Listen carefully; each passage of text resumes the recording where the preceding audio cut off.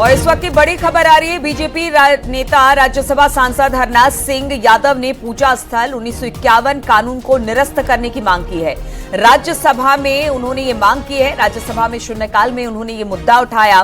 पूजा स्थल 1991 कानून को निरस्त करने की मांग बीजेपी राज्यसभा सांसद हरनाथ सिंह की तरफ से की गई है। तो बड़ी खबर हम आपको बता रहे हैं। बीजेपी से राज्यसभा सांसद हैं हरनाथ सिंह। 1991 यानी कि वर्शिप एक्ट को हटाने की मांग की गई है। इस कानून को निरस्त करने की मांग राज्यसभा में उठाई गई है। राज्यसभा में शून्यकाल में यह मुद्दा उठा है और निरस्त करने पर बीजेपी नेता हरनाथ सिंह ने इस मांग को रखा है। हालांकि बहुत लंबे समय से मांग उठ रही है कि 1991 वर्शिप एक्ट को हटाया जाए और उसी को लेकर बीजेपी सांसद हरनाथ सिंह ने आज ये एक सवाल खड़े किए हैं। इस मुद्दे को उठाया है राज्यसभा में। हरनाथ सिंह यादव। माननीय सभापति जी, मैं भारत सरकार के उपासना स्थल कानून 1991 के मनमाने और असंवैधानिक प्रावधानों की ओर आपके माध्यम से सदन और सरकार का ध्यान आकर्षित करता हूँ। महोदय, उपासना स्थल 1991 में कहा गया है कि पूजा स्थलों की जो स्थिति 15 अगस्त 1947 को थी, इसमें कोई बदलाव नहीं किया जाएगा। इस कानून में श्री राम जन्मभूमि को अलग रखा गया है। माननीय, यह कानून संविधान में वर्णित समानता और धर्मनिरपेक्षता के सिद्धांतों का उल्लंघन करता है, जो संविधान की प्रस्तावना और मूल संरचना का एक अभिन्न अंग है।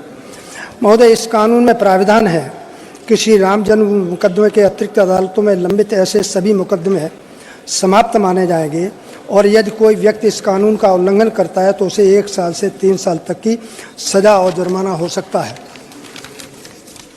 महोदय, उपासना स्थल कानून 1991 न्यायिक समीक्षा पर रोक लगाता है, जो संविधान की बुनियादी विशेषता है।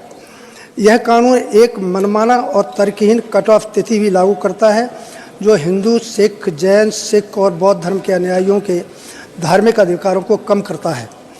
माननीय, मैं प्रधानमंत्री श्री नरेंद्र मोदी जी का अभिनंदन करता हूं। उन्होंने कहा कि आज़ादी के बाद जो लोग लंबे समय तक सत्ता में रहे, वे पूजा स्थलों की महत्ता को नहीं समझ सके और उन्होंने राजनीतिक फायदों के लिए अपनी ही संस्कृति पर शर्मिंदगी होने की प्रवृत्ति स्थापित की। उन्होंने कहा कि कोई भी देश अपने अतीत को भूलकर एवं मिटाकर और अपनी जड़ों को काटकर प्रगति नहीं कर सकता। महोदय, इस कानून का स्पष्ट अर्थ यह है कि विदेशी आक्रांताओं द्वारा तलवार की नोक पर ज्ञानवापी और भगवान श्री कृष्ण की जन्मभूमि